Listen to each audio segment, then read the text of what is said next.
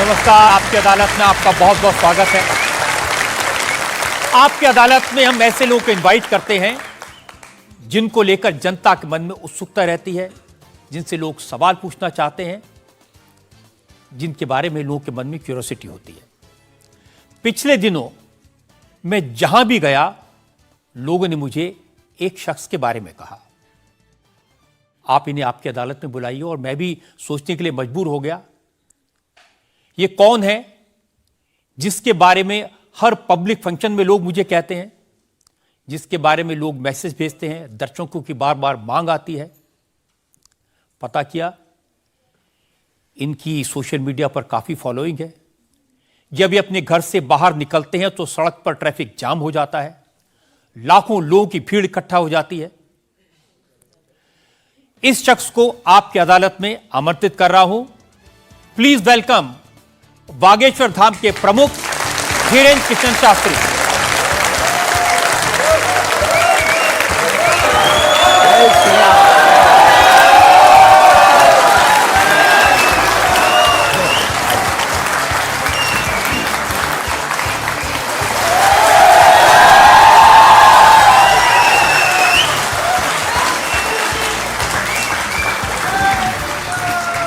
और धीरेन्द्र कृष्ण शास्त्री पर मुकदमे में आज हमारे जज हैं वरिष्ठ पत्रकार विनोद अग्निहोत्री।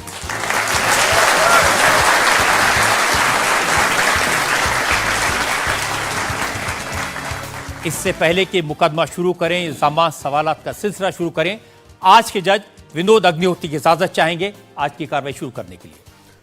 इजाजत है मुकदमा शुरू करने की। और इससे पहले कि पहला इल्जाम लगे शास्त्री जी पर, एक नजर डालते हैं शास्त्री जी के लाइफ पर।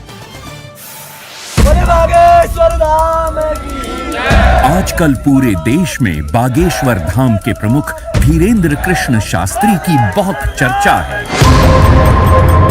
कोई उन्हें चमत्कारी कहता है, कोई उन्हें अंतर्यामी कहता है, कुछ लोग उन्हें पाखंडी कहते हैं, लेकिन धीरेन्द्र कृष्ण शास्त्री खुद को पक्का सनातनी बताते हैं।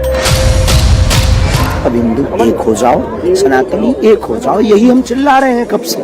शक्ति का प्रभाव दिखाना यही हमारा उद्देश्य है। धीरेन्द्र कृष्ण शास्त्री का दावा है कि उनके ऊपर बजरंगबली की विशेष कृपा है। वो भक्तों का दुख दर्द सिर्फ अपने इष्ट तक पहुंचाते हैं। चूंकि भक्तों पर कृपा बरस रही है, इसलिए धीरेन्द्र कृष्ण शास्त्री का प्रताप भी बढ़ रहा है। उनके भक्तों की संख्या अब लाखों में है। धीरेन्द्र कृष्ण शास्त्री सिर्फ 26 साल के हैं। साल 2 साल में ही बागेश्वर धाम के पीठाधीश्वर के रूप में वे विख्यात हो गए। अब बड़े बड़े मंत्री और अफसर भी उनके दरबार में हाजिरी लगाते हैं। धीरेन्द्र कृष्ण शास्त्री सबसे पहले नजरों में आए जब संस्कार टीवी पर उनकी भागवत कथा दिखाई जाने लगी। फिर वो चमत्कार भी दिखाने लगे। 21वीं सदी के इस कथावाचक के वीडियो आजकल हर मोबाइल में है। बाबा इंस्टाग्राम से लेकर फेसबुक तक हर जगह छा चुके हैं। जैसे जैसे धीरेन्द्र कृष्ण शास्त्री की लोकप्रियता बढ़ी तो विवाद भी सामने आ गए। धीरेन्द्र कृष्ण शास्त्री का दावा है कि वो कोई पैसा नहीं लेते। जो उनके दरबार में आना चाहता है उसे सिर्फ हनुमान जी के यहाँ नारियल बांधकर अर्जी लगानी पड़ती है। धीरेन्द्र कृष्ण शास्त्री एक अच्छे वक्ता हैं। अब उनका संकल्प है कि वो सनातन धर्म को घर घर पहुंचाएंगे और भारत को हिंदू राष्ट्र घोषित करवाएंगे। आपकी अदालत में धीरेन्द्र कृष्ण शास्त्री अपना मुकदमा खुद लड़ेंगे। तो आइए शुरू करते हैं आज का मुकदमा। आपकी अदालत में पहला इल्जाम धीरेन्द्र कृष्ण शास्त्री पर। आपकी अदालत में बागेश्वर धाम के प्रमुख धीरेन्द्र कृष्ण शास्त्री पर आरोप है कि ये पब्लिसिटी के लिए स्टंट करते हैं। शास्त्री जी, बहुत सारे लोगों ने मुझे कहा कि आपको आपकी अदालत में बुलाएं। सोशल मीडिया पर आपकी मैंने देखा बहुत लंबी चौड़ी फैन फॉलोइंग है, 40 लाख लोग आपको फॉलो करते हैं। बहुत सारे वीडियोस मुझे लोगों ने भेजे। आप सड़क पर निकलते हैं तो चारों तरफ भीड़ लग जाती है। तो एक वीडियो मैं जनता को दिखाना चाहता हूं जो आपके लोगों ने मुझे भेजा है।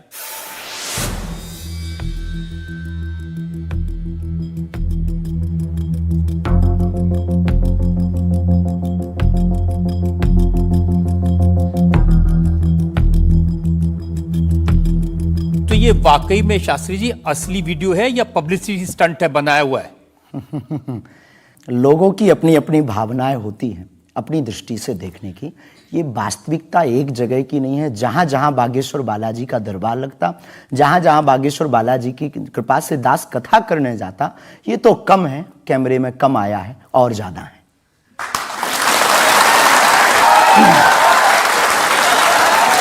लेकिन 26 साल की उम्र में इतनी चर्चा, इतनी पब्लिसिटी, ऐसा क्या है आप में? जिसका गुरु बलवान होता है, चेला पहलवान होता है। जो लोग कहते थे ईश्वर नहीं होते या भगवान नहीं होते, हमारी दृष्टि में इस छोटे से गांव से, गढ़ा गांव, मध्य प्रदेश के बुंदेलखंड में एक छोटा गांव गढ़ा है। गढ़ा में रहने वाला एक छोटे परिवार का बालक धीरेन्द्र कृष्ण अगर यहां तक पहुंच सकता है बालाजी की कृपा से, तो भारत का प्रत्येक व्यक्ति भगवत कृपा से कहीं भी पहुंच सकता है। आपने ये नहीं बताया कि यहां तक कैसे पहुंच गए हैं। ये जो लोग हैं, जो फॉलो करते हैं, जो आपके बारे में इतनी बातें करते हैं, ये क्यों करते हैं? क्या है आप में? बागेश्वर बालाजी की कृपा, वो सब पर है। लेकिन आप अगर कहेंगे, क्योंकि आपसे जीतना तो बड़ा मुश्किल है, हम पहले आपको साफ कर दें कि चूंकि आपका नाम तो रजत शर्मा जी है, लेकिन हम आपको दयालु नाम से, क्योंकि हमारी भारतीय परंपरा में बड़ों का नाम नहीं लेते, तो हम आपको दयालु कहकर संबोधित करेंगे, अगर बुरा ना लगे तो। आप कुछ भी करिए। वैसे हम आपके यहाँ आज मेहमान हैं, तो ये हमारा अधिकार भी है। तो दयालु जी, हमारे ऊपर, सबके ऊपर बागेश्वर बालाजी की कृपा है। लेकिन हमने अपने गुरुदेव की जो चरणों की सेवा की, उस सेवा के माध्यम से ऋषि परंपरा की जो मंत्र विधा हमको प्राप्त हुई है, वो हमारे पास एक ऐसी अनूठी है जिससे पूरा विश्व की मंगल कामना भी करते हैं। पूरा विश्व अपनी समस्याओं के समाधान के लिए गुरु के नाते बागेश्वर धाम चला आता है। शायद इसीलिए लोग हमारे पास आते हैं। मैंने तो ये देखा कि जब से आप संस्कार टीवी पर आना शुरू हुए और लोगों ने आपके प्रवचन सुने, उसके बाद लोकप्रियता बड़ी तेजी से बढ़ने लगी। हाँ, ये कह सकते हैं माध्यम है, परंतु देखो साधन है, साध्य नहीं। दरबार 3 पीढ़ी से लग रहा, हमारे दादा गुरु जी भी लगाते थे, हम भी 11 साल से लगा रहे। नजर आपकी आज पड़ी है अब इसमें, और हमें ये लगता है कि इसमें ये हमारी गलती नहीं है, देखने वाले की गलती है। बड़ी देर से देखा है हमें, हम तो पहले से ही गुरु कृपा से चमकदार थे। मुझे तो लग रहा है बहुत जल्दी देख लिया आपको, भी तो आपकी उम्र ही कुछ नहीं है। हम उस परंपरा से हैं, जब 5 वर्ष की अवस्था में ध्रुव जी लीला कर सकते हैं, प्रहलाद जी लीला कर सकते हैं, तो हम 26 साल में क्यों नहीं लीला कर सकते? तो आपने क्या क्या लीलाएं की हैं? कोई ऐसी लीला नहीं की जिसमें हम फंसे, लेकिन आपकी अदालत में आए हैं, और आपके उसमें आप जो कह रहे हैं, तो हमारे जीवन में गुरु कृपा से जो किया, सब सनातन के लिए किया, और केवल सनातन के लिए करें। लीला का मतलब ये, हम कोई ईश्वर नहीं है, हम कोई भगवान नहीं है। साधारण जैसे ये इंसान है, वैसे हम मानव हैं। हम में कोई अलग नहीं है, बस हमने अपनी परंपरा को ठीक से जाना, ये अलग है। आप जब स्कूल में पढ़ते थे, तो जैसे बाकी छात्र होते हैं ऐसे ही थे लगभग, और मास्टर जी कहते थे ये स्कूल में ना है तो अच्छा है, इतना शरारती है? हाँ, उपद्रवी तो थोड़ा थे, क्योंकि हम जाते थे तो एक तो बहुत कम जाना होता था, लेकिन बहुत गंभीर और सौम्य भाव से हम जाते थे, और लोगों की भावनाएं हमारे पास रहती थी। चूंकि हमारे दादा गुरु का नाम बहुत प्रसिद्ध था, तो दादा गुरु के कारण लोग हमको भी प्रेम देते थे, स्नेह देते, दुलार देते। हमारे दादा गुरु जी को हनुमान जी का 2 बार साक्षात्कार हुआ, ऐसा हमने माना, और उनके अनुयायियों ने माना। तो हम जब स्कूल में जाते थे, तो बचपन से ही बड़ी कृपा थी, तो बच्चे हमारे पास आते थे, सब क्लासें एक साथ हो जाती थी, 9वीं 10वीं 8वीं सब एक हो जाती थी, जिसमें हम बैठते थे। अच्छा महाराज जी बताइए हमारी कितनी परसेंटेज बन रही है? तो हम, वो बचपना, उस वक्त ऐसा भाव रहता था दिखाने का। अब तो बहुत गंभीर हो गए, लोगों ने कह करके हमें बड़ा गंभीर बना दिया, तो वो भाव रहता। अच्छा ठीक है, तेरी प्यारे 56% बन रही, और मेहनत कर, 60 हो जाएगी। तो कौन हनुमान जी बताते थे कितनी परसेंटेज? गुरु प्रेरणा। हमसे कोई शक्ति बात नहीं करती है, कोई सामने नहीं हमारे पास बैठती है, हमें तो अनुभव होता है, प्रेरणा होती है, जो ऋषि परंपरा में प्रेरणा है, जो हमारे भारत में अनेकानेक महापुरुष, तो हमको प्रेरणा लगती है, ऐसा अनुभव होता है कि ऐसा होगा, जैसे हमें प्रेरणा लग जाती है कि ऐसा होगा, वो हम लिख देते हैं और इष्ट कृपा से और अपने इष्ट के प्रति आस्था से वो बात सत्य निकलती है। हमारा जीवन भी बड़ा अभाव से गुजरा। एक छोटी झोपड़ी रहती थी, वो भी झोपड़ी, कच्ची झोपड़ी, उसमें पिताजी रहते थे, हमारी माँ, हमसे छोटी बहन और उससे छोटा भाई, 5 लोग उसमें रहते थे। उसी में भगवान को स्थान था। दादा गुरुजी निर्मोही अखाड़ा से साधु थे, तो उन्हें परिवार से ज़्यादा मतलब नहीं था। तो बड़ा अभाव में गुजरा हमारा जीवन, बहुत विचित्र स्थितियों में गुजरा। लेकिन अभाव ने प्रभाव की महिमा बताई और आज प्रभाव ने हमें अभाव की महिमा बताई। तो आप कह रहे हैं कि जब छात्र थे तो साधारण छात्र थे, जैसे बाकी बच्चे होते हैं, वैसे आज घर परिवार वैसा था जैसे बाकी लोगों का होता है। कोई नई बात नहीं, कोई ऐसा, हम कोई ईश्वर नहीं है, हम संसार से कोई अलग से ब्रह्मा जी की फैक्ट्री से सेट नहीं भये। हम जैसी दुनिया है वैसे हम हैं। बस गुरु परंपरा और हनुमान जी की कृपा क्या होती है, शायद हनुमान जी ने और गुरु ने हमको चुना ये ललकार कर बताने के लिए, हमें लगता है हमारे। इस देश में तो बहुत सारे लोग हैं जो हनुमान जी के भक्त हैं, करोड़ों लोग। हाँ, मंगलवार को, शनिवार को मंदिरों में जाते हैं, व्रत रखते हैं, प्रसाद चढ़ाते हैं। तो हनुमान जी ने आपको क्यों पकड़ा? कुछ ज्यादा ही घनिष्ठता होगी हमारी, उनको ज्यादा मोहब्बत हम पर आई होगी। लेकिन इस करोड़ों लोगों में हनुमान जी के लाखों भक्त हैं। उन्होंने अपने लिए मांगा और हमने पूरी विश्व के लिए मांगा। इसीलिए हमें लगता है कि हम में और बाकियों में अंतर है। देखिए, आपने क्या मांगा, इसके कुछ वीडियोस मैंने देखे हैं। वाह। आप लोगों से कह रहे हैं कि आपके पास जितना चाहे दान दे दो, अपना मकान दे दो, फ्लैट दे दो, बंगला दे दो, घोड़ा दे दो, गाड़ी दे दो, सोना चांदी, बैंक, एफडी, मंगलसूत्र, अंगूठी, लुगाई लड़का छोड़ के सब मुझे दे दो। ये हमारा डिस्क्लेमर रहता है दरबार के पहले का। लोगों को जो भावनाएं रहती हैं कि गुरु परंपरा के लोग और साधु लोग दरबार इसलिए लगाते हैं, भगवान को इसलिए रखते हैं कि ये कमाई का जरिया बनाते हैं। और हमने अपने दरबार में बैनर लगा करके, वो माइक पर ठोक करके बोलते हैं कि यहाँ किसी भी प्रकार का शुल्क, फीस, दक्षिणा नहीं लगता। पर अगर तुम शिष्य मानते हो अपने आप को और हम गुरु हैं, तो गुरु परंपरा के नाते अगर कुछ भी तुम दे दो, अगर आप भी इंडिया टीवी का ये हाउस हमारे नाम करें, हमें कोई दिक्कत, हमें कोई दिक्कत। और लेते भी हैं, लेना बुरा नहीं है, उपयोगिता बुरी है। लेकर के उसका सदुपयोग करते या दुरुपयोग करते, हम लेते हैं। कोई अगर देता है तो स्वीकार करते गुरु के नाते। हम उस परंपरा से हैं जहां अंगूठा तक दान गुरु को दे दिया जाता है, हम भी लेते हैं। कितना कमा लेते हैं? हमारी तो कोई फिक्स कमाई नहीं है, क्योंकि हमारी कोई कंपनी या बिजनेस नहीं है। कोई चढ़ा जाता है, हमारे पास करोड़ों सनातनियों का प्यार, लाखों करोड़ों लोगों की दुआएं, हजारों संतों का आशीर्वाद, इतनी कोई हमारी हिसाब कमाई किताब तो रखता होगा ना कि कितना पैसा आया। जितने सनातनी उतनी कमाई, हिसाब आप लगाओ।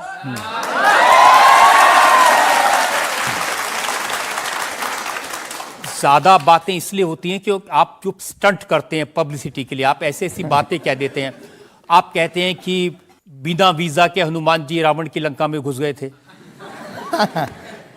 ये जो मॉडर्न युवान भाई बहन है, इनको लंका प्रवेश के बारे में बताएंगे तो इनको ये लगता है कि ये घिसी पिटी बातें इनके दादा परदादा बताते रहे, ये बेचारे ऊब गए। इनको कुछ ऐसा चाहिए कि उस अध्यात्म से ये कनेक्ट हो पाए। और जैसे रावण ने मुझसे फोन पे बात की। हाँ, बिल्कुल, हम वही बोलने ही वाले थे। लगता है आज हमारी शक्ति आपके पास पहुंच गई। तो हमें आपको समझाना है, रावण से फोन का बात का मतलब सबके अंदर रावण बैठा है। कोई ऐसा दुनिया में नहीं जो गलत कृत्य देख रहा, गलत कर रहा और सच जानते हुए चुप है, वो रावण की दृष्टि का आदमी। तो हनुमान जी लंका गए, इसको इन युवानों को कैसे जोड़े? इन्हें तो वीजा, पासपोर्ट, फॉरेनर ये शब्द पता है। तो इनसे कनेक्ट करने के लिए हमारा अध्यात्म इतना विशाल और इतना अथाह है कि उसमें कुछ भी आप डाल दो वो आप सोच रहे हैं कि आपको अध्यात्म पता है, इनको नहीं पता। इस देश ऐसा की नहीं जनता हमने को कहा। आपसे ज्यादा अध्यात्म पता है। ऐसा हमने नहीं कहा।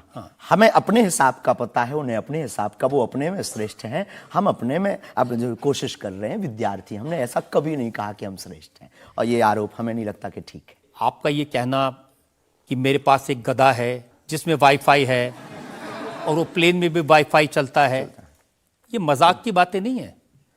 लोगों की दृष्टि से, भावनात्मक दृष्टि से देखा जाए तो ये बहुत गहरा विषय है। मजाक की दृष्टि से अगर कोई देखेगा तो देखो, जाकी रही भावना जैसी प्रभु मूलत देखी तिन तैसी। भगवान की कोई लीला को सिर्फ रास लीला को उठाते हैं, लेकिन हम तो महाभारत भी उठाते हैं। तो अपनी अपनी दृष्टि है, हम ये मजाक में नहीं कहते। हम उनको बताना चाहते हैं कि हमारे देवी देवताओं से जो हमारे इष्ट की परंपरा की जो निशानी है वो अगर नज़दीक रहे, गुरु की निशानी अगर नज़दीक रहे, माता पिता की बातों की निशानी नज़दीक रहे, तो बेटा कभी गलती नहीं करेगा, वो चार चांद लगाता रहेगा। शास्त्री जी, इसको कहते हैं आप अंधों के शहर में आईना बेचने की कोशिश कर रहे हैं। ऐसा हमारा भाव नहीं है, अपितु हमारा भाव ये है कि उस केवल वाईफाई को हम बताते नहीं, उसकी महिमा भी बताते हैं, और दरबार में आने वाले लोगों को उसकी महिमा का अनुभव भी कराते हैं। तो फिर वो जो बात मजाक की है ना, वो फिर अध्यात्म, आस्था, ईश्वर से जुड़ करके नास्तिक भी आस्तिक बन जाता है। देखिए, आपको भोले भाले लोगों को बताना चाहिए कि भाई ये मैं मजाक में कह रहा हूं, विनोद हम कहते भी हैं। और ये मैं ये असल हम में बहुत कह बार बोलते हैं विनोद हम कर रहे हैं, हम बहुत बार बोलते हैं। अब कोई हमारे विनोद को सीरियस ले ले तो वो उसका निजी अनुभव है। तो अब मैं लोगों को बता दूं कि एक बार बगैर टिकट पकड़े गए थे आप रेलवे में। हाँ, ये तो बताना चाहिए, बिल्कुल पकड़े गए थे। लेकिन ये भी बताइए कि हम टीटी से ही 1100 रुपया लेकर आए थे। उसी टीटी से लेकर आए थे, और जिस वाईफाई की आपने चर्चा की उसी वाईफाई की दम पर उसके बाप का नाम बताकर लेकर आए थे। इसी तरह की बातें कह के ऐसे दिखाते हैं जैसे चमत्कार कर दिया, जैसे मेरे ऊपर हनुमान जी की बहुत कृपा हो गई, मैं भविष्यवक्ता हूं, और फिर जो भोले भाले लोग हैं वो प्रभावित हो जाते हैं। हमने कभी एक नहीं दावा किया कि हम चमत्कारी हैं। आज भी आपकी अदालत में हम कहते हैं कि हम कोई चमत्कारी नहीं है, हम कोई ईश्वर नहीं है, हम कोई महात्मा नहीं है, हम एक आम इंसान हैं। लेकिन हमारी अपने इष्ट की प्रति आस्था, ऋषि परंपरा के प्रति आस्था है, जो महर्षि वाल्मीकि से पत्र दरबार की महिमा चली है, उस महिमा का हम अनुकरण करते हैं, और उस आस्था में उलझनों में का रास्ता मिल जाता है, तो उसे आप चाहे चमत्कार मानिए अथवा फिर आप अपनी बुद्धि से जो जिसने जो जाना वो हमें माना। देखिए शास्त्री जी, बहुत सारे ऐसे लोग हैं, गरीब हैं, परेशान हैं, बीमारियों से थके हारे हैं, डॉक्टर से आशा छूट जाती है, हॉस्पिटल से आशा छूट जाती है, वो आपके पास आते हैं, वो सोचते हैं यहाँ इलाज मिलेगा। किसी का बच्चा बोल नहीं सकता, किसी का बच्चा चल नहीं सकता, वो लोग बड़ी आस्था विश्वास लेके, जो मैंने जानकारी हासिल की, वो आते हैं, सोचते हैं कि यहाँ से शायद उन्हें कोई रास्ता दिख जाएगा, और उन्हें मिल जाता है। जो आते हैं श्रद्धापूर्वक आते हैं। देखो, जिंदगी में अगर वो परेशान है और डॉक्टर से परेशान होकर के या कहीं से भी निराश होकर के आया और उसे कुछ मिले ना मिले, हम ये तो नहीं कहते, जिसकी जितनी निष्ठा उसको उतना हमारे बागेश्वर बालाजी के दरबार में मिलता है। और अगर नहीं मिलता, और अगर उसे जीवन जीने की अगर डांडस और सात्तावना मिलती है, तो क्या ये भी कम है? बिना पैसों में, बिना दक्षिणा दिए, बिना कुछ लगे अगर हनुमान जी से जुड़ रहा, अगर वो प्रभु से जुड़ रहा, अगर उसे जीवन जीने में 4 दिन की जिंदगी है, डॉक्टर ने कह दिया तो मर जाओगे, लेकिन बागेश्वर धाम के नाम से उसके चेहरे पे मुस्कुराहट है कि मेरा हारे का सहारा है, तो अगर ये मुस्कुराहट उसके चेहरे पर आती, इससे किसी को गुस्ताखी क्यों? देखिए, अगर बागेश्वर धाम आने से लोगों का इलाज हो जाता है, तो फिर आपको कैंसर हॉस्पिटल बनाने की क्या जरूरत है? यही तो हम बताना चाहते हैं कि दुआ और दवा दोनों आवश्यक है। हमने ये नहीं कहा कि हम डॉक्टरों के खिलाफ हैं। अब मैंने पूछ लिया तो आपने दवा ऐड कर दिया उसमें। नहीं, हमने औषधालय बागेश्वर धाम पर खुलवाया है, और मंदिर के समीप खुलवाया है। वहां पर ग्राम पंचायत का भवन है, वहां पर आयुर्वेदिक औषधालय है। दुआ और दवा मतलब नीचे दवा है, और वहां ठीक नहीं हुए तो दुआ के लिए चढ़ जाओ मंदिर पर, दोनों काम करेगा, ठीक है। और ये कोई नई बात नहीं है, हमने ऐड नहीं की, डॉक्टर खुद ऐड करता है, ऑपरेशन करता है, जब ठीक नहीं होता तो वो भी कहता है तुम भी प्रार्थना करो। लेकिन ये सही है कि जिस इलाके में आप हैं उस इलाके में बहुत सारे ऐसे लोग हैं जो इसी तरह पर्ची निकालते हैं, जो इसी तरह दुआ की बात करते हैं। पूरे भारत में ऋषि परंपरा के अनेक लोग हैं, बहुत लोग तो नहीं कह सकते, पर अनेक लोग पूरे भारत में हैं। और केवल हमारे इलाके में नहीं, पूरे भारत में। हमारे इलाके में बागेश्वर बालाजी की महिमा और दादा गुरुजी के पास दरबार से, कृपा से बहुत से महापुरुष और भी। मैं बताता हूँ, एक लवलेश नाम के गुरुजी हैं, 20 साल की उम्र है, और वो भी इसी तरह से पर्ची निकालते हैं। वो भी इसी तरह से। हम कभी ऐसे मिले नहीं इस भाव से, हमारा कभी मिलना नहीं हुआ, और इस विषय पर उनका निज मत हो हम कह नहीं सकते, ईश्वर जाने। नहीं, मत तो पता नहीं, उनके ऊपर रेप का इल्जाम है और वो जेल में है, कह नहीं सकते। तो उस एरिया में ऐसे और भी बहुत सारे लोग हैं। अभी हम अर्जी लगाने के हिसाब से घूमे नहीं हैं, आप कहो तो इस बार जाकर के घूमेंगे कितने लोग हैं। अभी तो हमें एक पता है, छतरपुर जिले में एक गढ़ा गांव है, वहां बागेश्वर धाम है, वहां सदगुरु सन्यासी बाबा से परंपरा चली दरबार की, आप भी आइए। ये बात सही है कि देश में बहुत सारे ऐसे लोग हैं जो कहते हैं हमारे पास सिद्धि है। एक जयपुर में है, उन्होंने बताया कि मैंने कर्ण पिशाच को साधा हुआ है, और वो भी किसी की भी डेट ऑफ बर्थ बता देते हैं, किसी के परिवार वालों का नाम बता देते हैं। हमारे पास ऐसी कोई सिद्धि नहीं है, ना हमने ऐसी कोई साधना कर रखी है। हमारे पास सिर्फ अपने इष्ट पर, हनुमान जी पर भरोसा है, जो अष्ट सिद्ध नवनिधि के दाता हैं। ना हम कोई डेट बताते हैं, ना हम कोई नाम बताते हैं, और अगर उनकी कृपा से पता चल जाए तो कोई बुरी बात नहीं। जनता में जो लोग सवाल पूछना चाहते हैं। आमतौर पर क्या होता है कि संत का नाम आते ही हमारे माइंड में एक इमेज बनती है कि गाड़ी होगी, बहुत ही जो उनकी वेशभूषा होगी बहुत ही सिंपल और सरल होगी, लेकिन आपकी वेशभूषा देख के, टोपी देख के लगता है एकदम कलरफुल रहता है। आपकी दुनिया ही रंगीन है तो साधु को भी रंगीन होना चाहिए। बहुत बढ़िया, बहुत बढ़िया। जब 7 रंगों की भरी दुनिया है माय डियर सिस्टर, 7 रंगों से भरी दुनिया है, तो मुझे क्या दिक्कत है। और हम कोई साधु नहीं, हम कोई महात्मा नहीं, ना हमने चोला ले रखा है। हम एक वर्ण व्यवस्था की बात नहीं करेंगे, हम एक गुरु के शिष्य हैं और आम इंसान हैं। और अगर कोई सरनेम पूछे तो हम शुक्ल वंशीय सरयू पारी ब्राह्मण है। तो जो 7 ब्राह्मणों की वेशभूषा है वो हमने धारण की, गुरु के नाते हमने ये पादुका अपनी एक परंपरा को निर्वाहन करने के लिए धारण की। और टोपी कोई आया तो दे गया, अगर आप कुछ दो बहन हमें तो वो भी स्वीकार है। आप चाहो तो कुछ हमें पहनने को दे सकते हो, हम पहन लेंगे। एक वेबसाइट ने लिखा कि ये जो टोपी पहनते हैं ये पहनाने वाले से भी कुछ गुरु दक्षिणा लेते हैं, जो कपड़े पहनते हैं, जो कपड़े जिसके दिए पहनते हैं उससे भी कुछ पैसा लेते हैं। आज तक ऐसा कोई मिला नहीं है, खोज जारी है। किसी ने हमें आज तक दक्षिणा नहीं दी टोपी पहनाने के नाम पर या कपड़े पहनाने के नाम पर। हम तो राह चलते कोई मिल जाता है तो उसका पहन लेते, अपना दे देते हैं। हम तो साधु उस परंपरा के हैं, उस परंपरा के। लेकिन अच्छे लगते हैं आपको ये रंग बिरंगे कपड़े? बहुत आनंद आता है। क्या दिक्कत है साहब? किसी को दिक्कत है वो हमसे ज्यादा रंगीन पहने। एक शायर ने कहा कि जो खानदानी रईस हैं वो मिजाज रखते हैं नर्म अपना, आपका लहजा बता रहा है आपकी ये दौलत शोहरत नई नई नहीं।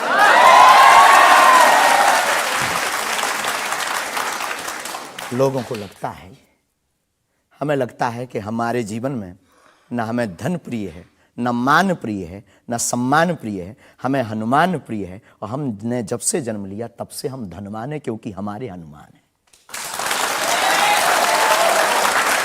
और दुनिया का प्रत्येक हनुमान भक्त धनवान है जिसके जीवन में हनुमान है। और वो निर्धन है इस दुनिया में जिसके जीवन में भगवान नहीं, वो निर्धन है। और अगर बाप हनुमान हो और धनवान हनुमान हो और उनका भक्त अगर रंगीन ना हो, पीला लाल ना हो, जब हनुमान जी लाल देह लाली से हो सकता तो लाल पगड़ी क्यों नहीं हो सकती? ये मुझे पता चल गया है कि आप इसी तरह की डायलॉग बाजी करके ही इतने पॉपुलर हुए हैं। आपकी अदालत में अगला हिस्सा। आपकी अदालत में बागेश्वर धाम के प्रमुख धीरेन्द्र कृष्ण शास्त्री पर इल्जाम है कि ये असभ्य भाषा का प्रयोग करते हैं। शास्त्री जी, कुछ लोग आपको पीठाधीश्वर मानते हैं, कुछ लोग गुरु मानते हैं, लोग महाराज कहते हैं, बड़ा आदर करते हैं। कोई संत कहता है लेकिन आप जिस भाषा का प्रयोग करते हैं वो इस गरिमा के अनुकूल नहीं लगती कई बार। जैसे आपने एक पत्रकार को कहा कि तुझे नंगा कर दूंगा, ये साधु की भाषा तो नहीं हो सकती, ये संत की भाषा तो नहीं हो सकती। ब्राह्मण समाज पर कमेंट करने वाले एक व्यक्ति को आपने कहा मूर्ख, ठठेरी के बरे, नकट्टा। तो ये ठठेरी क्या ये होता कोई हम जातिवादी नहीं है, पहली बात तो हम ये क्लियर नहीं, ये ठठेरी क्या होता है? करें। ये हमारे बुंदेलखंड का एक भावनात्मक शब्द है, ठठरी। जब माताएं बड़ी आवेश में होती है और बालक कोई गलती कर देता है तो माताएं अपनी बालक को कहती हैं, अरे ठठरी के बरे सुधर जा, न कटा। तो हम बहुत गांव के भोले भाले अनपढ़ गवार आदमी हैं, अंगूठा छाप है, ठीक से पढ़ाई की नहीं, तो गवार आदमी है। तो जो माँ की हमारी जो परंपरा है, जो पारिवारिक बोलचाल है, उस पारिवारिक बोलचाल में अगर कोई साधु के ऊपर टिप्पणी उठाएगा, रामचरितमानस पर टिप्पणी उठाएगा या भगवान पर टिप्पणी उठाएगा, तो स्वभावश सनातनी हिंदू होने के नाते वो लहजा निकल जाता है। और सठे साठ्यम समाचरित, ये भी कौन सी गलत बात है? अगर कोई भगवान को गाली बके और हम उसको श्रीमान जी कहें, स्वामी जी कहें, भगवान कहें, तो हमें तो नहीं लगता कि वो बिना ना मानत जलद जड़ गए 3 दिन बीत, और बोले राम सकोप तब भय बिन हो ये न प्रीत। देखिए, आप अपने आप को बड़े पढ़ा लिखा गवार कह करके तो नहीं छुप सकते उसके पीछे। आपने उनसे कहा कि तू मुझे मिल जा, मैं तुझे मसल दूंगा। बहुत अच्छा, हाँ, ये हमने कहा, ये तो अच्छी भाषा तो नहीं। क्योंकि उन्होंने कथावाचकों को पाखंडी कहा था, जिस विषय पर आपने ये टिप्पणी किया है। उन्होंने कथावाचक, हमने कहा कथावाचक हो सकते पाखंडी, पर पर्टिकुलर नाम लीजिए, सब नहीं हो सकते। इस भारत में जगतगुरु स्वामी रामभद्राचार्य भी है, मुरारी बापू भी कथाव्यास है, पूज्यपाद श्री मलुक पीठाधीश्वर भी कथाव्यास है, उनमें एक दास भी है।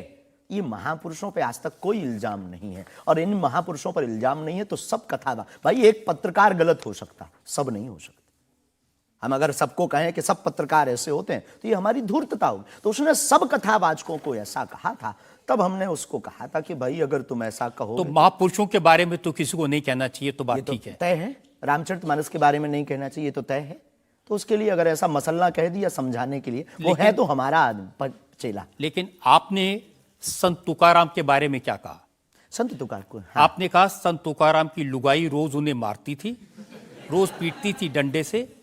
तो किसी ने उनसे पूछा, तुम रोज लुगाई से पिटते हो, शर्म नहीं आती? इसमें बोलचाल की भाषा में थोड़ा सा वो हुआ। हमने एक कथा पढ़ी थी एक पुस्तक में, उसमें लिखा था कि उनकी पत्नी झगड़ालू, बड़ी ईर्षालु थी, बड़ी विचित्र थी, और वो संत तुकाराम जी को एक बार गन्ने के लिए भेजती, गन्ना वो एक लेकर शाम को आते तो वो उनके शरीर पर प्रहार कर देती, एक गन्ने के 2 टुकड़े हो जाते। पर तुकाराम बहुत अद्भुत महापुरुष थे, उन्होंने कहा, देख तू कितनी ज्ञानवान है, पहले गन्ना एक था, हम लोग 2 थे, तूने मेरे शरीर पर प्रहार करके गन्ने के 2 टुकड़े कर दिया, अब एक तू चूस एक मैं लूं।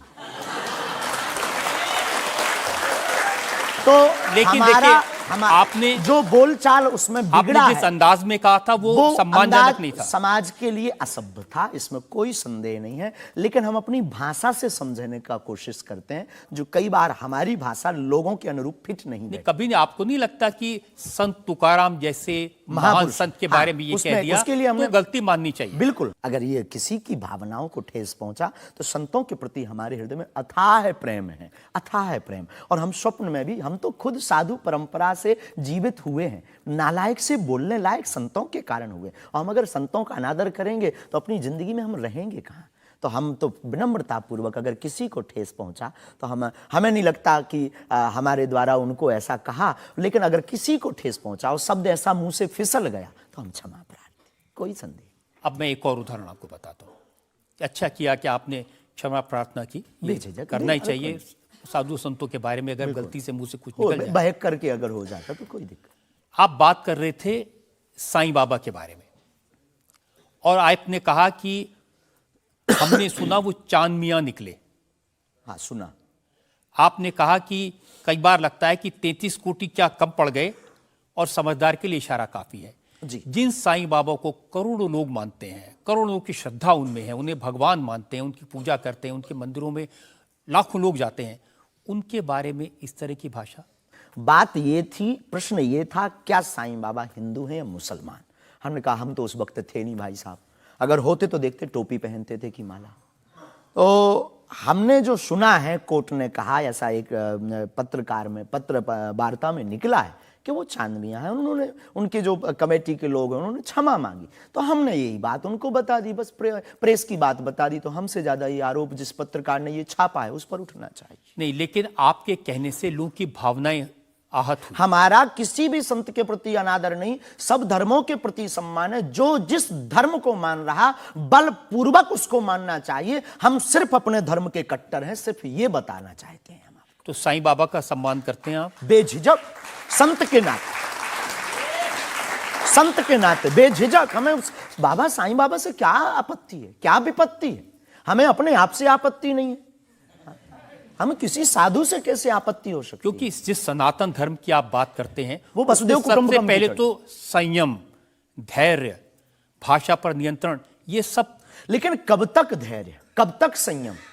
राम की यात्रा पर कब तक पत्थर सहेंगे? पालघर के संतों को बर्बरता के साथ मारा जाता है, कब तक सहेंगे? रामचरितमानस की प्रतियां जलाई जाती हैं, कब तक सहेंगे? संतों को पाखंडी इस देश में बताया जाता है, कब तक धैर्य और संयम रखें? एक दिन भगवान का भी धैर्य खो गया था और उन्होंने भी बाण मार करके समुद्र को सुखा दिया था और रावण का दमन कर दिया था।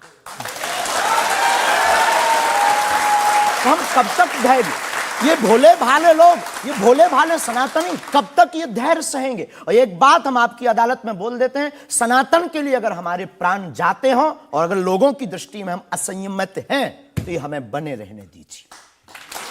देखिए, सनातन धर्म के बारे में आप अच्छी बातें कही, किसी को आपत्ति नहीं है। लेकिन अभी जो आप इतनी जोर जोर से कह रहे थे कब तक बर्दाश्त करें, कब तक बर्दाश्त करें, तो कौन आपको बर्दाश्त करने को कह रहा है? जो ये प्रतियां जला रहे हैं, जो संतों को मार रहे हैं, जो सनातन के खिलाफ झूठा प्रचार कर रहे हैं, जो संतों के खिलाफ और सनातन की संस्कृति को छिन्न भिन्न करने के लिए मूवी बना रहे हैं। जब आप ऐसी बातें कहते हैं ना, तो असदुद्दीन ओवैसी जैसे लोगों को ये कहने का मौका मिलता है कि इन लोगों को अनाप शनाप बातें करने का अधिकार दे दिया सरकार ने। उनको लगता है कि इस तरह की बातें करते हैं उससे समाज में नफरत पैदा होती है, दीवारें खड़ी होती हैं। हम करें तो चोरी, वो करें तो सीना जोरी। उनके मंचों से मारने काटने की बात होती तब नहीं, अक्षरधाम में 40 हिंदुओं को मारा जाता तब नहीं ये है। उनके खुले मंच पर धर्म परिवर्तन करवाया जाता है तब कुछ नहीं होता है। उनके खुले मंच पर संतों को, कितने संतों की हम आपको वीडियो क्लिप ना दिखा दें, उनके खिलाफ टिप्पणी की, गाली बकी गई, यहां तक कि हमको भी रोज 500 गालियां आज दी जा रही। तो क्या ये सही है? शास्त्री जी, हिंदू समाज में भी ऐसे बहुत सारे लोग हैं जो इस तरह की भाषा का इस्तेमाल करते हैं, जो इस तरह की धमकियां देते हैं, जो दूसरे धर्मों की भावनाओं को हमें नहीं आहत लगता करते कि हैं। हिंदू समाज धमकियां देता है, जवाब दे। समाज नहीं, हिंदू समाज में भी कुछ लोग ऐसे वो हैं, कुछ लोग अगर जो हैं इसी तो तरह का भाषा का इस्तेमाल सबका कर- तो नहीं कह सकते, हाँ। पर हम प्रति उत्तर दें। नहीं, जो लोग ऐसे लोग हैं उनके लिए भी आपको उसी सख्ती से बोलना चाहिए। हम किसी भी पंथ के विरोधी नहीं हैं, हम सनातन धर्म के कट्टर हैं और सनातन का विरोध, हमें मुसलमानों से डर नहीं है, ना पादरियों से, ईसाइयों से, अपने में भी रहने वाले कुछ जयचंदों से भी डर है जो सनातन का विरोध कर रहे हैं। हम उनके खिलाफ भी बोलते हैं। और ये जो मसलने वाला विषय है, ये मसलने वाला विषय जो हमने बोला है, वो किसी मुसलमान के लिए नहीं बोला, एक हिंदू व्यक्ति के लिए ही बोला, जब उसने संतों पर उंगली उठाई थी। और बोलना हमारा, हमें मौलिक अधिकार है, हम भी भारतीय नागरिक हैं। मुसलमानों से कुछ परेशानी है आप? बिल्कुल भी नहीं, हमारे तो मित्र भी हैं। मैंने तो ये हमें भी कोई सुना कि आपकी बहन की शादी एक मुसलमान से पैसे लेकर सहयोग आपने दी, करवाई हाँ। थी। आज भी हमारा मित्र, अभी 5 दिन पहले ही मिला, चाय भी पी। और हमारा लगभग 500-600 मुसलमान परिवार है जो आत्मा से जुड़े हैं। इस भारत का प्रत्येक नागरिक अपने हृदय पर अगर हाथ रखे ना, अब मीडिया में वो कुछ भी बोले, तो उसकी रगों में राम और कृष्ण का ही ब्लड बह रहा है। तो हम मानवता के पुजारी हैं, हम मानवता के पुजारी हैं, जातियों के या पंथ के पुजारी नहीं। हम इसको लेकर मेरे पास और इल्जाम है।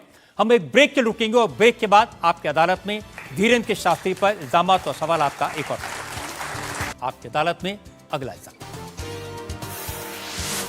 आपकी अदालत में बागेश्वर धाम के प्रमुख धीरेन्द्र कृष्ण शास्त्री पर आरोप है कि ये अपने विरोधियों को धमकी देते हैं। शास्त्री जी, सुना है कि विरोधियों को धमकी दे रहे थे आप, लेकिन आजकल आपको भी धमकियां मिलने लगी हैं। आपको भी लोग कह रहे हैं कि जान को खतरा है। हाँ, ये कोई नई बात नहीं है। इस भारत में जब जब भी सनातन की बात किसी ने पुरजोर तरीके से उठाई है तो उसको मिटाने के लिए और उसको डिगाने के लिए तरह तरह के स्वांग और षड्यंत्र, तरह तरह के प्रायोजित ढंग से उसको फंसाने के उपाय किए गए हैं। लेकिन सिर पर सीताराम, फिकर फिर क्या करना। और रही बात धमकी की, तो साधु परंपरा में या हम अपनी गुरु परंपरा में कभी किसी को धमकी नहीं देते हैं। हम सिर्फ ये कहते हैं कायदे में रहोगे तो फायदे में रहोगे।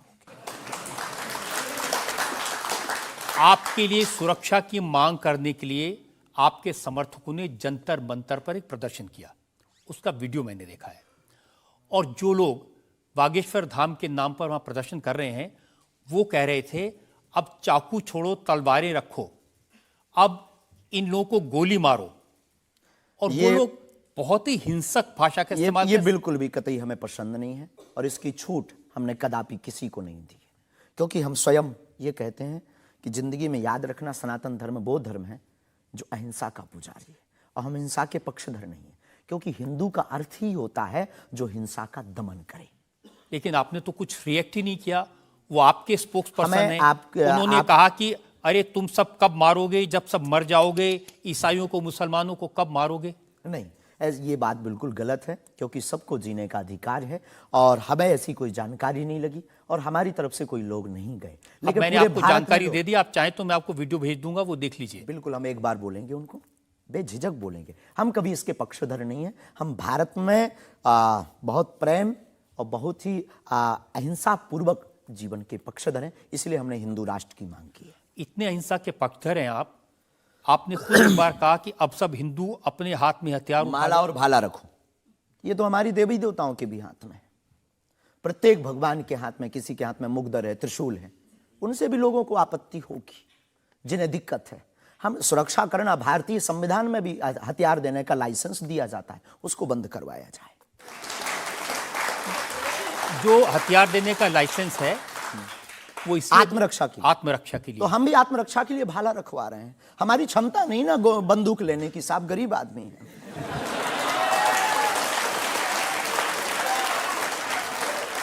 जब आप इस तरह की बातें करते हैं ना, तो फिर सवाल ये उठता है कि आपकी सुरक्षा के लिए टैक्स पेयर क्यों पैसा दे, जनता क्यों पैसा दे। आप इस तरह की बातें करेंगे, भाला की बात करेंगे, बंदूक की बात करेंगे, गोली की बात करेंगे, तो धमकी मिलेगी।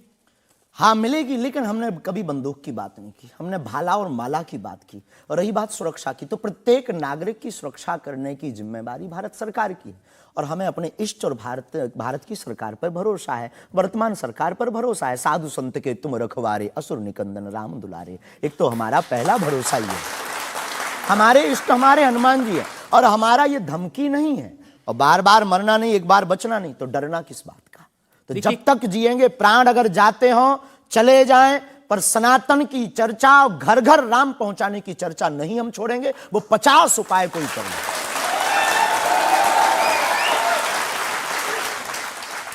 कोई ना कोई डर तो है। आप कहते हैं कि मैं अब बुलडोजर खरीदने वाला हूं, हिंदुओं एक हो जाओ, पत्थर मारने वालों पर बुलडोजर चलाओ। ये भी हमारा अहिंसात्मक बयान है, पूर्ण अहिंसात्मक। बुलडोजर कब से अहिंसात्मक हो गया? वाह, ये कुआं खोदने के भी तो काम आता है। तो हमने कहा कि अगर राम की यात्रा पर कोई पत्थर फेंकेगा तो बचाने के लिए भाई बुलडोजर खरीदो। और अगर किसी को अपनी शरीर की दिक्कत है या किसी को अपने पंथ को दिक्कत है, वो क्रेन खरीद ले, हमें क्या दिक्कत है। हम कोई रोक नहीं रहे हैं, लेकिन अभी हमारे पास इतना रुपया नहीं आया कि हम बुलडोजर लें। और अगर आप लोग सहयोग करेंगे तो हम रख लें। देखिए, ये डायलॉग मारना अच्छा है, डायलॉग नहीं, लोगों को मजा भी आता है। गुरु की परंपरा के अनुसार हम सिर्फ एक बात बताते हैं। हाँ, लोगों को डायलॉग लगता है। कैसे गुरु हैं जिनकी परंपरा में कभी भाला, कभी बुलडोजर, और फिर कहते हैं मैं अहिंसा की बात करता हूं। हमारी ऋषि परंपरा है, ये भगवान राम की परंपरा है। अच्छा, धनुष भगवान बाण राम के लिए। टाइम पर बुलडोजर आते थे। भगवान राम धनुष बाण लिए थे। अब थोड़ा टेक्नोलॉजी बढ़ गई है तो टेक्नोलॉजी के हिसाब से हमें भी बदलना चाहिए। परिवर्तन प्रकृति क्या का नियम करेंगे, है। क्या करेंगे बुलडोजर का? आत्मरक्षा। घर के बाहर रखेंगे कि देख भाई तू आना मत, ये भी है भाई। बंदूक जो इनके पास होती, सिपाहियों के पास चलाते थोड़ी हैं अनेक बार, वो तो दिखाने के लिए होती है कि तू कुछ करना। आप जो बातें कह रहे हैं ना कि सिपाहियों के पास भी बंदूक होती है, जो सीमा पर रक्षा करते हैं उनके पास बंदूक होती है, हमारे पास क्यों नहीं हो सकती? ऐसी बातें जानते हैं, मैंने किससे सुनी थी बहुत साल पहले, भिंडरान वाले से। ये कौन है? भिंडरान वाले पंजाब में जो आतंकवाद फैला था उसके सिंबल थे। नहीं, हमने कभी बंदूक की बात नहीं की, बुलडोजर की। उनसे मैंने ये सवाल पूछा था। उन्होंने बुलडोजर रखी थी। मैं आपको बताता हूँ, उनसे मैंने, देखिए ये मजाक की बात नहीं है, मैंने उनसे सवाल पूछा था कि उनकी आपत्ति क्या थी कि जो हिंदू हैं वो यज्ञोपवीत क्यों पहनते हैं और सिख लोगों को कृपाण लेकर जाने की इजाजत क्यों नहीं होती। तो मैंने उनसे कहा कि यज्ञोपवीत से क्या नुकसान किसी को हो सकता है? तो उन्होंने कहा नहीं, इससे भी गला घोट के मारा जा सकता है। मैंने कहा आप तो बंदूक की बात कर रहे हैं। तो उन्होंने यही कहा था कि सिपाहियों के हाथ में भी तो बंदूक होती है, वो भी आत्मरक्षा के लिए।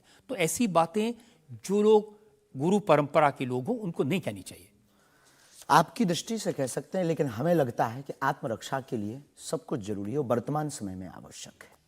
और बुलडोजर की बात अगर कहें तो बुलडोजर का पूर्ण अहिंसात्मक बयान है और किसी व्यक्ति से अगर आप जोड़ रहे हैं तो वो उसका निज मत है। हमारा मत बंदूक की तरफ। सनातन धर्म का मत क्या है? सनातन धर्म का मत है सत्य, अहिंसा, दया, क्षमा, दान, जप, तप। मारकाट की बात तो नहीं करता। वीरता भी है, ये वीरता का प्रतीक है। बुलडोजर। चाय भी मंगवा दो साहब। अच्छा, हम चाय पियेंगे, हमें चाय पीना की बड़ी चाहते आदत हैं। हाँ, तो पानी और चाय दोनों भेजा जाए। जी। वैसे तो संतों को चाय पसंद नहीं आती है ना? लेकिन आपके बारे में जितना मैं रिसर्च की हूँ मुझे पता चला है आपको चाय बहुत पसंद है। क्या ये सही है? जी बहन, बहुत सही बात है। जो कौन सी चाय पसंद करते हैं? अदरक वाली चाय, और हमारे दादा गुरुजी को बहुत प्रिय है। इस चाय से हमारी याद जुड़ी हुई है दादा गुरु से। हम 2 भाई है वैसे तो, पर ताऊ चाचा के मिलाकर के 10 भाई हैं। और हम जब दादा गुरुजी के पास जाते थे तो सब ऐसे ही बैठते थे। तो दादा गुरुजी बहुत सिद्ध महापुरुष, बहुत कम बोलते थे, महापुरुष थे। तो वो चाय पीते थे तो अपनी जूठी चाय, खूब ये जो नरेली है, इसकी आधी चाय हमको देते थे। तो हमारे जीवन में हमें ये लगा कि ये नालायक से बोलने लायक गुरु के इस प्रसाद के कारण बना है। और प्रत्येक, इसके पीछे एक और रहस्य है, प्रत्येक बालक को अपनी परंपरा को छोड़ना नहीं चाहिए, चाहे किसी भी लेवल पर पहुंच जाए। शायद ये भी सूत्र है। शुरुआत जहां से हुई, गुरु से शुरू जिसका जीवन हुआ, उसे कुछ भूलना नहीं चाहिए। इसलिए हम भूले नहीं, ये शायद हमें लगता कि हमारी अच्छी आदत है। चाय बुरी आदत, क्षमा कीजिए। युवानों से प्रार्थना है, मत पीना, हम नहीं रुकेंगे।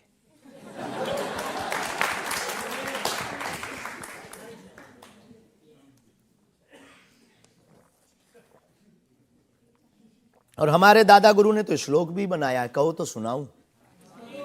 चाय पर श्लोक। चाय पर श्लोक आपने नहीं सुना होगा, एक बार सुन। केटली गर्भ संभूतम शक्कर पत्ती मिश्रितम कप मध्य विराजते देवी ओम चाय चंडिकाय नमो नमः। और केवल इतना ही नहीं, चाय और चाह दोनों जिंदगी में बहन जरूरी है। चाय हमारे लिए जरूरी है क्योंकि हमें लगता कि चाय से गुरु की याद आती है, और जिससे ईश्वर की याद आए वो बुरी चीज भी अच्छी है। और चाह, परमात्मा को पाने की चाह भी जिंदगी में बहुत जरूरी है। जिसके अंदर ईश्वर को पाने की चाह होती, वो आदमी भी नंबर 1 का होता। चाह पैसों से आनों में आती रही, चाह आनों से रुपया बनाती रही, चाह रुपयों से नोट बुनाती रही, चाह नोटों से कोठी चुनाती रही, चाह कोठी में मोटर मंगाती रही, चाह मोटर से होटल में जाती रही, चाहे होटल में बोतल खुलाती रही, चाहे क्या क्या ना करती कराती रही। चाहे मोटर से होटल में जाती रही, चाहे होटल में बोतल खुलाती रही, चाहे क्या क्या ना करती कराती रही, चाहे पाली जिन्होंने वो पीले हुए चाहे छोड़ी जिन्होंने वो रसीले हुए, चाहे जी से लगी जी जरा हो गया, चाहे हरी से लगी जी हरा हो गया। अब एक ही चाहे हमको चाहिए, वो अगर चाहे हनुमान जी तो फिर क्या चाहिए।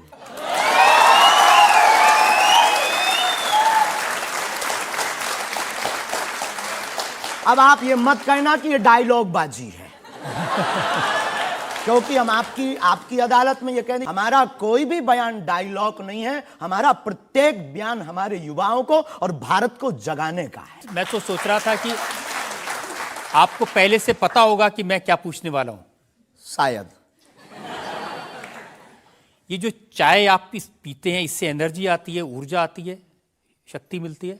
लगभग गुरु की याद आती है। और देखो चाय पीना, देखो सच बात यह है कि चाय पीना ठीक नहीं है, चाय हानिकारक है, भूख मारती है। लेकिन हम 24 घंटे में 18 घंटे सेवा करते हैं, लगभग 17 घंटे गद्दी पे बैठते बोलते हैं। भूख लगेगी तो नींद आएगी, नींद को मारने का एक बहुत अच्छा उपाय है चाय पी लेंगे। भूख कम तो हम ज़्यादा समाज सेवा कर पाते हैं, हमें ऐसा लगता है, पर डॉक्टरी भाषा में ये ठीक नहीं है। तो ये सिर्फ समाज सेवा के काम आती है, या फिर जैसे शाहरुख खान की फिल्म पठान को आपने क्रिटिसाइज किया, वो भी चाय का असर था? चाय कोई नशा नहीं है, लेकिन अगर आप उसकी बात करें तो हमने सिर्फ सनातन की बात की कि हमारे सनातन पर भगवा रंग ही बेशरम क्यों बार बार। एक फिल्म 1987 के लगभग आई थी, संतोषी माता की फिल्म। संतोषी माता की फिल्म आने के बाद लोगों की भावना इतनी दृढ़ होगी कि शुक्रवार को टमाटर और नींबू बिकना कम हो गए। और अगर आप सनातन के खिलाफ, आपको याद होगा, और अगर सनातन के खिलाफ कोई मूवी बनाओ तो मंदिरों में, भगवान के चरणों में और माता पिता और गुरु के प्रति आस्था लोगों की कम हो जाएगी। इसलिए बार बार हमारी संस्कृति, हमारे सनातन और हमारे भगवान राम को टारगेट ना किया जाए। देखिए, बिना देखे आपने फैसला कर लिया कि वो भगवान राम को टारगेट किया गया है, सनातन को टारगेट किया गया है। भगवा रंग तो देखने की जरूरत ही नहीं है, खून ही भगवा है। रंग से किसी धर्म को जोड़ना ये तो ठीक नहीं। ये देश तिरंगे का देश है और तिरंगे में तीनों रंग हैं। बिल्कुल है, और सब रंगों का सम्मान करना चाहिए। तो है तो हमने कभी, अच्छा तो भगवा रंग, हरा रंग भी तो बेशरम हो सकता है। हाँ, क्यों नहीं हो सकता? हो सकता है ना। हाँ। बस यही हमारी मांग है। देखिए, ये इस तरह की जो मांगे करते हैं ना, उसी पर मुझे आपत्ति है।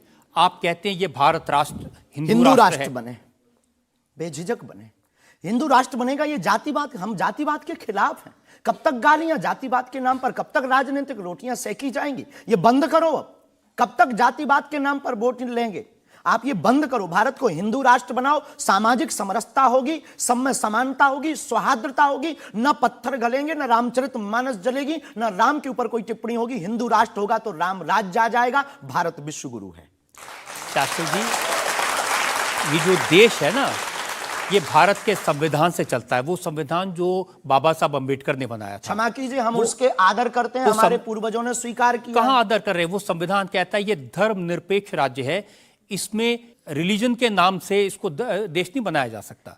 संविधान का प्रथम पृष्ठ ही भगवान राम के चित्र से प्रारंभ होता है। हाँ, बिल्कुल।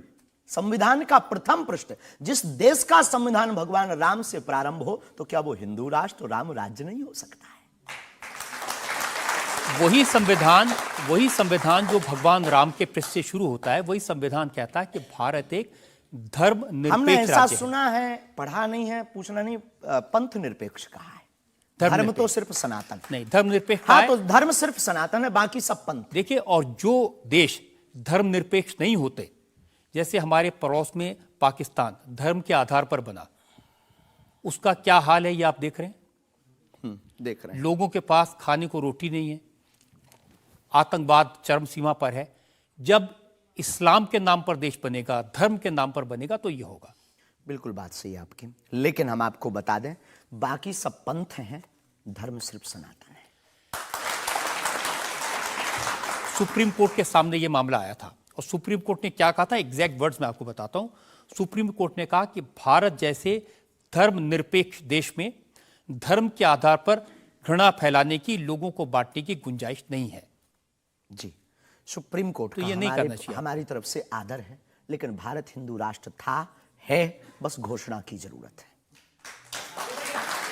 देखिए, आप रंग के नाम पर फिल्मों का विरोध करते हैं, आपने कहा कि ये फिल्म नहीं चलने देंगे। हम सिर्फ सनातन के विरोधियों का विरोध करते हैं, कोई रंग से, कोई व्यक्ति से, किसी संप्रदाय से हमारा कोई विरोध नहीं। सनातन के विरोधी से हमारा विरोध है, वो किसी भी बिरादरी या समुदाय या समाज का, चाहे भले ही क्यों। आपको यह भी समझना होगा, जिस फिल्म का आप इतना विरोध कर रहे थे, जिसको आप कह रहे थे कि लोग देखने ना जाएं, उसको करोड़ों ने देखा और वो लोग सुपरहिट फिल्म हुई। होनी भी चाहिए। हमने सुना सुधार भी किया है, और सुधार करके कोई करे तो फिल्मों से हमारा कोई विरोध नहीं है, क्योंकि वो एक कला है और कला के प्रति हमारा सम्मान है। नहीं, लेकिन आप तो बार बार कभी आप आमिर खान की फिल्म का जिक्र करते हैं, कभी क्योंकि वो शाहरुख खान पीके वाली मूवी बना करके भगवान को गाल पर चिपका करके शंकर जी को बाथरूम में बंद करता है। तो क्या ये सही है? जिसके प्रति हमारी आस्था है, लाखों लोग कहेंगे इस बात को सुनने के बाद, जिनके प्रति हमारी आस्था है, उनके साथ ऐसा मजाक किया जाए, भगवान के साथ खिलवाड़ किया जाए, क्या ये सही है? और उसकी बात बोलना अगर विरोध है तो हम मरते दम तक विरोध करेंगे। शास्त्री जी, मुझे कभी कभी लगता है कि चूंकि आपकी उम्र कम है, जैसे आप भिंडरान वाले को नहीं जानते, ऐसे ही फिल्मों का इतिहास भी आप नहीं जानते। एक फिल्म आई थी बैजू बावरा, उसमें एक भजन था मन तड़पत हरि दर्शन को आज, जो सबसे हिट था। इसे लिखा शकील बदायूनी ने, म्यूजिक दिया नौशाद ने, गाया मोहम्मद रफ़ी ने। हम आपको बहुत विनम्रता पूर्वक कहें कि हम किसी भी समुदाय के विरोधी नहीं हैं। पुनः हम कहते हैं, हम रहीम को मानने वाले और कबीर का सम्मान करने वाले हैं। हम शेख मुबारक के साथ मित्रता निभाने वाले। ये आपको समझने की जरूरत है, ये मलिक मोहम्मद जायसी और रसखान का देश है, जहां पर उन्होंने भगवान का गुणगान किया। हमने कभी विरोध नहीं किया, सम्मान किया, रसखान के पद गाए। रसखान के प्रति हमारा आदर है, और भारत में सामाजिक सौहार्दता बनी रही, ये हमारी मांग है। और क्या ये नाजायज मांग है? नहीं, जिन आमिर खान का जिक्र कर रहे हैं, उन्होंने जब लगान फिल्म बनाई, उस फिल्म में जो भजन था वो जावेद अख्तर ने लिखा और रहमान ने उसका म्यूजिक दिया। जी, तो उसके प्रति सम्मान है। हमने सुना नहीं है, अभी तक उस फिल्म को देखा नहीं है, पर उसके प्रति हमारा सम्मान है। उसके प्रति हमारा कोई अगर वीडियो के लिए विरोध का मिले तो दिखाइए। मैं भेजूंगा आपको, यही आपकी नहीं, प्रॉब्लम है। हमारा विरोध उस गाने के प्रति नहीं, उस गाने के प्रति नहीं है। बस हमारा तो सिर्फ सनातन की बात है, फंडा सिर्फ सनातन सनातन। सिर्फ मैं कह रहा हूं कि आपको जिसका विरोध करना है उसके बारे में थोड़ी सी जानकारी हासिल कर लीजिए। आपको न मिले तो मुझसे पूछ लीजिए। बहुत अच्छा है, अब आगे से ये कोशिश करेंगे, लेकिन सनातन के लिए पूछ नहीं पाएंगे हम। सनातन पर उंगली उठाएगा तो इधर से भी डायरेक्ट सीधा सा होगा। ऐसा लगता है कि जैसे आपने सनातन धर्म के नाम पर धमकियां देने की दुकान खोल ली है। अगर किसी को यह धमकी लगती है तो उसे लगना चाहिए, क्योंकि प्रत्येक भारतीय नागरिक को बोलने का अधिकार है, और हमें भी बोलने का अधिकार है सनातन के लिए, क्योंकि हमारा जन्म सनातन के लिए हुआ, हमारा जीवन सनातन के लिए है, और हम मरेंगे भी सनातन के लिए। बोलने पर आपत्ति नहीं है, हम धमकी देने पर आपत्ति है। हम धमकी नहीं देते, हम सिर्फ ये कहते हैं कायदे में रहो तो फायदे में रहो। ये भारत राम का देश है, बस हम कायदा सिखाते हैं, और गुरु का काम है कायदा सिखाना, धमकी नहीं। गुरु क्या डांट करके धमकी देता है? गुरु धमकी, अगर कुम्हार मटका बनाता है तो भीतर से हाथ भी तो लगाता है। तो हम तो गुरु परंपरा के हैं, तो गुरु के नाते हम समझाते हैं, माय डियर, मेरे प्यारे, सनातन के लिए मत बोलो। बुंदेली भाषा में ऐसी भाषा बोलेंगे तो अच्छा है। नहीं बोलेंगे, पर ठटरी बरे भी नहीं छोड़ेंगे। आपकी अदालत में अगला इंसान। आपकी अदालत में बागेश्वर धाम के प्रमुख धीरेन्द्र कृष्ण शास्त्री पर इल्जाम है कि ये दुष्प्रचार करवाते हैं। देखिए, एक उदाहरण मैं आपको देना चाहता हूं। YouTube पर मैं देख रहा था, एक वीडियो है आपका, और उस वीडियो को देखने से ये इंप्रेशन आता है कि जैसे प्रधानमंत्री नरेंद्र मोदी आपके दरबार में आए, और एक नहीं 3 ऐसे वीडियो हैं बागेश्वर धाम ऑफिशियल चैनल पर। अब आपके समर्थकों ने बनाया, मैं आपको दिखा देता हूं, आप उनके बताइए लिए कि वो आपका है क्या अच्छा। नहीं। बागेश्वर धाम सरकार पहुंचे पीएम मोदी, तो क्या मोदी जी भी बागेश्वर धाम सरकार के भक्त हो गए हैं? आए दिन बागेश्वर सरकार के पास नेताओं की भीड़ लगी रहती है, जिसमें प्रधानमंत्री नरेंद्र मोदी जी का नाम भी शामिल है, जो कुछ दिन पहले ही बागेश्वर धाम सरकार के दर्शन करने पहुंचे थे। और कहा जाता है कि कुछ दिन पहले नरेंद्र मोदी जी भी बागेश्वर धाम सरकार से अपनी अर्जी लगवाने आए थे। तो आइए सुनते हैं स्वयं पंडित धीरेन्द्र शास्त्री से।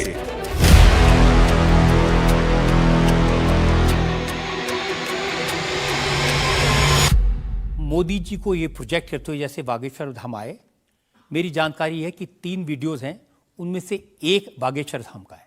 बागेश्वर धाम के ऑफिशियल चैनल से कभी हो ही नहीं सकता है, न ऐसी भूल हो सकती है, क्योंकि हमने कभी ऐसी इजाज़त नहीं दी। ये बहुत बड़ी गलतियां हैं। टीआरपी के चक्कर में रोज तो लोग हमारी शादी करवा देते हैं यूट्यूब पर। आपने सिर्फ ये भर देखा, ये भी तो देखिए कि हर बार हमारी लड़की बदल दी जाती है।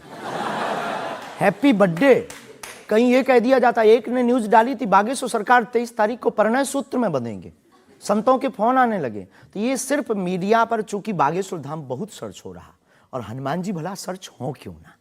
हनुमान जी तो लोगों की श्वास में, ये पवन पुत्र हैं। तो लोग बागेश्वर धाम बालाजी के नाम से सर्च करते हैं, तो लोगों को जो कुछ यूट्यूब वाले हैं, सब नहीं, कुछ यूट्यूब वाले हैं जो अपनी व्यूअरशिप बढ़ाने के चक्कर में इस प्रकार का कुकृत्य करते हैं, जो दुष्प्रचार है। और बागेश्वर धाम ने इस पर अनेक बार कार्रवाई भी की, उनके खिलाफ नोटिस भी भेजा, और अनेक बार डिस्क्लेमर भी बागेश्वर दरबार में हमने दिया है कि किसी भी प्रकार की भ्रामक जानकारी से बचें। धाम का इस प्रकार से कोई भी लेना देना नहीं है। ये खुद की निजता के साथ वो बेफुजूली के कार्य कर रहे हैं, और बागेश्वर धाम इसके लिए कानूनी कार्रवाई भी करवाएगा। शास्त्री जी, प्रधानमंत्री को लेकर इस तरह की वीडियो बागेश्वर धाम के नाम से जाएं, तो आपको नहीं लगता कि ये भोले भाले लोगों के लिए मिसलीडिंग है? लोग ऐसी बातों पर भरोसा कर लेंगे। धाम से तो हुआ नहीं, कोई कर रहा हो तो खबर नहीं है, पर कर रहा जो उसके खिलाफ कानूनी अगर कार्रवाई आपके नामले पे कोई कर रहा है तो भी आपको कोई एक्शन लेना चाहिए। आपने कुछ कार्रवाई की है? हाँ, अनेक बार नोटिस भी भिजवाया है, अनेक बार कितने चैनलों को बंद करवाया है, जो कई बार कोई खान के खिलाफ कर देते थे हमारे लिए, कई बार कोई धमकी डाल दे। बागेश्वर धाम पहुंचे जेल, अब वो ऐसी हथकड़ी हो, वो पुलिस अगल बगल लगा देते थे। तो इनसे हमारी आपके सोच से भी प्रार्थना है, इसको बहुत देखा जाएगा, आपकी अदालत को जब भी देखा जाए, इस प्रकार की भ्रामक जानकारी से बचें। हम इस प्रकार, कोई भी हमारा दरबार या कथा प्रदर्शन का विषय नहीं है, हमारी कथा और दरबार दर्शन का विषय है। तो आपकी तरफ से मोदी जी के वीडियोस को लेकर के क्या कार्रवाई की गई? इसमें अभी इसकी हमें आज पता लगा है कि मोदी जी का बना है। पूर्व में हमको वो जेएलएल वाला बताया था, हमें इसका ज्ञान नहीं है, लेकिन हम जाते ही तुरंत आपकी अदालत के बाद लीगली कार्रवाई एफआईआर अपने अमुक थाने पर करवाएंगे। अच्छा, इसके अलावा और भी बहुत सारे वीडियोस हैं। देवेंद्र फडणवीस का है, मनोज तिवारी का है। ये तो आए थे। ये भी फर्जी वीडियो है कि अरे नहीं, ये तो आए थे, इनके मत करवा दियो ना ना ना, ना। देवेंद्र फडणवीस जी भी आए थे, मनोज तिवारी हमारे बहुत प्रिय शिष्य हैं, वो भी आए थे, और बहुत आए हैं, पर मोदी जी नहीं आए हैं। हाँ, ये बता देते हैं, तो इन पे एफआईआर जी डिलीट ना करवा दियो, आप रोक दियो। लेकिन आपके 1-2 सेंटेंसेस हैं जिसमें आप कुछ मोदी जी कह रहे हैं, मोदी जी आइए। हाँ, वो हम लंदन में दरबार में थे, ये शायद उससे अगर ये जोड़ा हो, पूरा तो देखा नहीं, उससे जोड़ा हो तो खबर नहीं, हौस नहीं। मोदी जी वो जहाँ लंदन में राम कथा हम कर रहे थे, तो श्री राम मंदिर के, सनातन मंदिर के जो प्रमुख हैं वो एक मोदी जी हैं, और वो भी गुजराती हैं। तो वो दरबार में बैठे हुए थे, किसी कारण उनकी व्यवस्था के कारण प्रशंसा के लिए उनका जिक्र आया, तो लोगों ने शायद वो कट करके उठाया हो, हमारे स्मरण में ऐसा है। लेकिन ये भी गलत है, ये भी अपराध है। वो भी ऑफिशियली, बिना लीगली सहमति लिए बिना आप कोई भी वीडियो शेयर या वो नहीं कर सकता, ऐसा कुछ नियम है, तो ये भी गलत है। मैं आपको बताऊं शास्त्री जी, मैंने 40 साल हो गए मुझे पत्रकारिता में, ऐसे बहुत सारे उदाहरण मैंने देखे हैं। चंद्रा स्वामी का उदाहरण देखा था, वो नरसिम्हा राव के साथ उनकी तस्वीरें, राजीव गांधी के साथ उनकी तस्वीरें, जॉन मैकेंद्रो के साथ तस्वीरें, लिज टेलर के साथ, ये अंतर्राष्ट्रीय ख्याति प्राप्त लोग हैं, और वो ये तस्वीरें दिखाकर अपनी दुकान चलाते थे, और वाकई में जो दुनिया के बड़े बड़े लीडर्स थे उनसे उनकी पहचान थी। ब्रुनई के सुल्तान उनके शिष्य बन गए थे इसी वजह से। अफ्रीकन कंट्रीज के प्रेसिडेंट थे मोबुतू, वो उनके शिष्य बन गए थे। हमारा कभी भी भाव, कोई आवे सब सम्मानीय है। हमारा ये भाव नहीं है कि हम आपकी फोटो दिखा करके लोग हमको माने। देखो, आप हमारी मीडिया पर प्रचार कर सकते हो, पर अगर दम नहीं होगी, सत्यता नहीं होगी, तो व्यक्ति एक बार आएगा, लौटकर कभी नहीं आएगा, आपको भी गाली देगा, हमको भी गाली देगा। तो ये माध्यम हो सकते हैं, साधन हो सकते, साध्य नहीं। तो हमारा ऐसा भाव नहीं, क्योंकि हमारे पास जो है वो खुली किताब है, ऊपर से नीचे तक, और हम कभी ये नहीं चाहते कि लोग देखें। अब कोई देख रहा, तो वो उनकी दृष्टि और उनकी आंख है। हम तो सिर्फ ये चाहते हमें हमारा परमात्मा हनुमान जी देखे, बस। क्या चाहते हैं आप हनुमान जी से? सनातन धर्म और हिंदू राष्ट्र। फिर भी मांग पूरी नहीं होगी। अगर हिंदू राष्ट्र आप कह देंगे कि बन गया तो हम अखंड भारत मांगेंगे।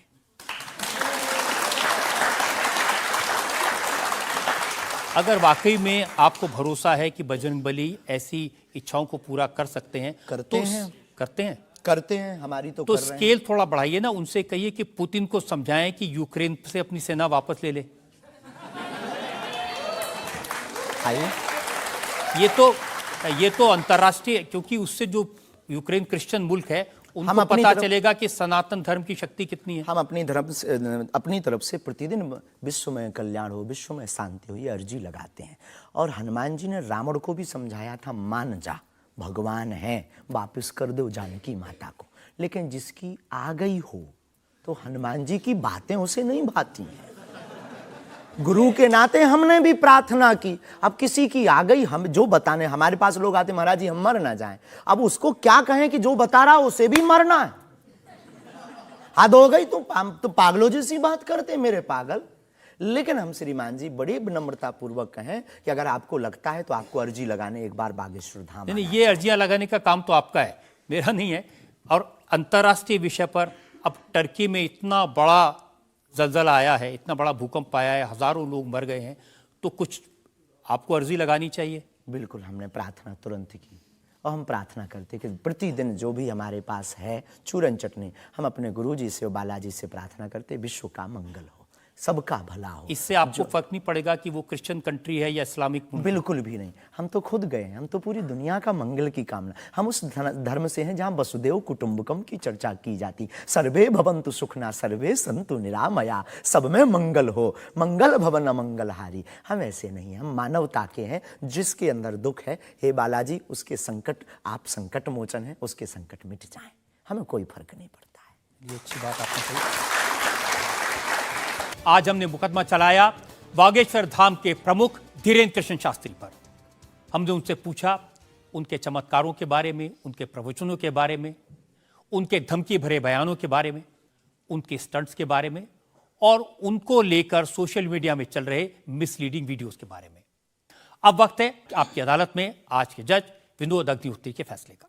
बागेश्वर धाम के प्रमुख आचार्य श्री धीरेन्द्र कृष्ण शास्त्री पर लगे सभी आरोपों और उनके जवाब सुनने के बाद अदालत इस निष्कर्ष पर पहुंची है कि ऋषि और संत परंपरा वाले इस देश में उन्हें भी अपने विचार लोगों तक पहुंचाने का अधिकार है। लेकिन जिस तरह धर्म के नाम पर पाखंड और धोखाधड़ी भी होती है, इसलिए श्री शास्त्री को बहुत सावधान रहने की आवश्यकता है। अदालत तमाम इल्जामों से श्री धीरेन्द्र शास्त्री को बाइज्जत बरी करते हुए निर्देश देती है कि बागेश्वर धाम बालाजी सरकार श्री हनुमान जी की कृपा से उन्हें यदि कोई सिद्धि और प्रसिद्धि मिली है तो उसका उपयोग लोक कल्याण और समाज की नैतिक आध्यात्मिक उन्नति के लिए करें और देश समाज में प्रेम, शांति, सद्भाव का वातावरण बनाने में सहायक हों। शास्त्री युवा हैं, इसलिए उनमें जोश स्वाभाविक है, परंतु जोश के साथ साथ होश भी अत्यंत आवश्यक है।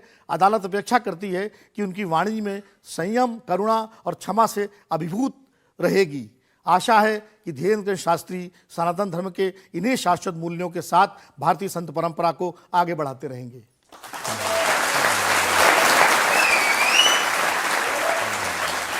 इस विश्वास के साथ कि हमारे जज साहब ने जो हिदायत दी है धीरेन्द्र शास्त्री उसका पालन करेंगे, संभल कर रहेंगे और समाज में किसी भी तरह की भ्रांतियां न फैलें, इसका ध्यान रखेंगे।